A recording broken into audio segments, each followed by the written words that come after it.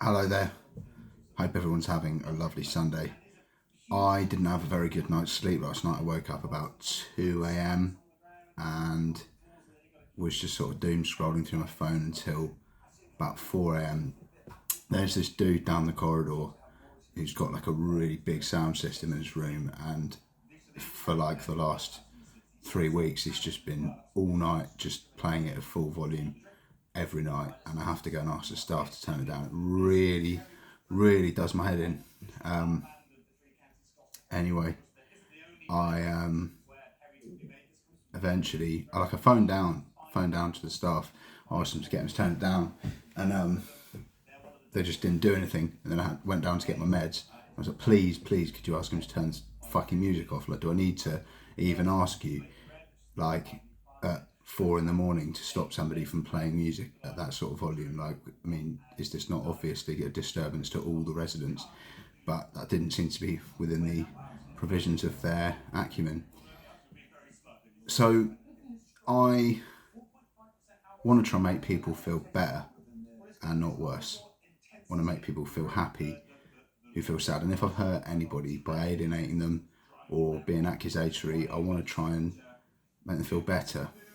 But in doing that, you kind of need to understand my position, I think, a little bit. As like, I've got like 300 Facebook followers. I used to have 1,000, and I just had a massive friend cult because I was paranoid and just thought everybody I'd ever met was part of this grandiose conspiracy where they'd stolen vast amounts of money and they were abusing my family members. So what I thought in my delusional mindset, right, was like, okay, so how can these people, because this is what I believed, how can these people be abusing innocent people? It can only be for sort of one of two reasons, right? They're either doing it for like revenge, I thought, against me, to get their own back, which doesn't make any logical sense. It's incomprehensible that anybody would go to an innocent person, punish somebody innocent to get back at somebody else who's done something. It's just illogical, maniacal, sadistic behaviour, which, is why it's kind of very probably untrue. The other sort of hypothesis that I went through was that they were doing it for money.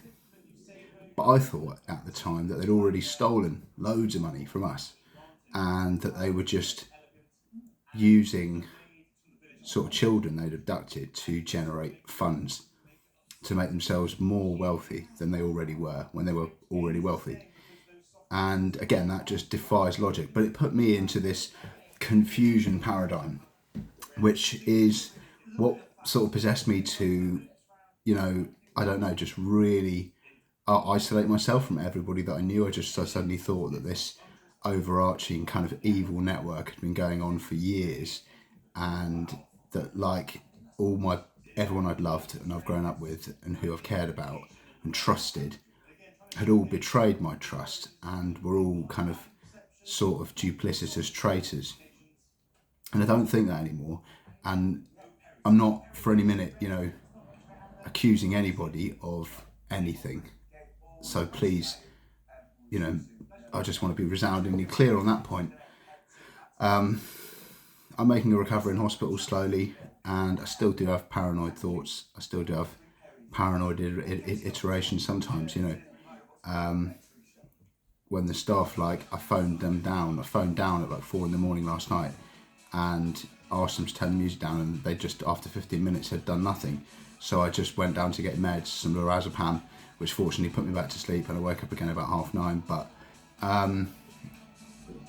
But yeah, if you could understand what my delusions inculcated, you might understand why I became aggressive or threatening or kind of unreasonable to people, because I genuinely believe these things were true, and that these people were, either out of revenge or just a lust for money, both of which are fucking insane.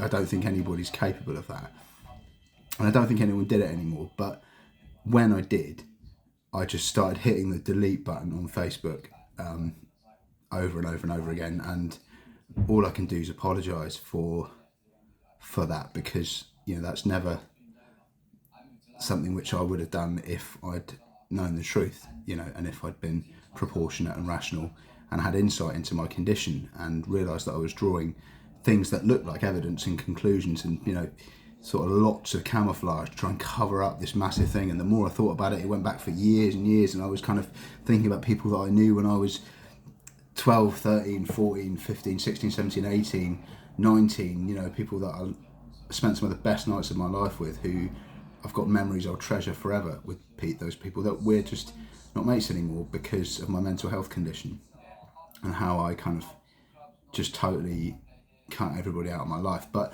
these were the two sort of machinations of my mind. It was like, they're punishing innocent people, and if they are doing that, then I don't want anything to do with them. But anyway, it's a Sunday. I've got a telly now. Sunday brunch is on. I'm going to watch that. And we just went for a nice walk with the other service users, which was nice.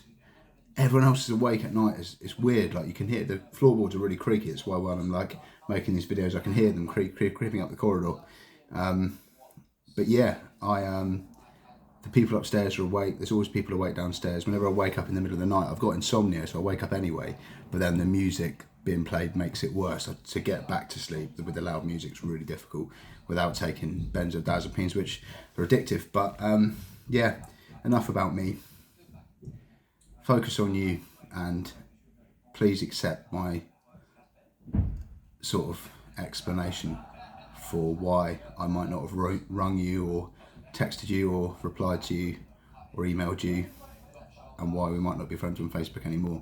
It's not because I think you're a cunt, it's because I was unwell, and if anyone wants to reach out and make contact with me, then you know where I am.